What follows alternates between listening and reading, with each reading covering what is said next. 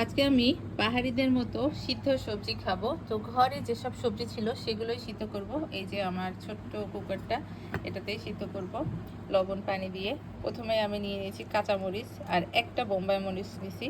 এই কাঁচামরিচ আর বোম্বাই মরিচটা আগে সিদ্ধ করে নিব, তারপরে এটা একটু চিংড়ি মাছ আর একটু রসুন দিয়ে ভালো মতো তেলে বেটে নিতে হবে। ঝাল ভর্তা যেটাকে বলে, ওই ঝাল ভর্তার সাথেই সিদ্ধ সবজি খেতে হয়। আর এটা আমাদের বারান্দার গাছের পুঁই শাক, পুঁই পাতা। আর এটা ঘরে ছিল, এটা পটল, তারপরে ঢেঁড়স বা ভেন্ডি বলে অনেকে, সিম আর টমেটো। আমি কখনোই খাইনি সিদ্ধ সবজি, আজকে খাবো, দেখি কেমন হয়। আপনারাও দেখেন কেমন লাগে। পাহাড়িরা খুব পছন্দ করে খায়, আর এটা খুব হেলদি খাবারও।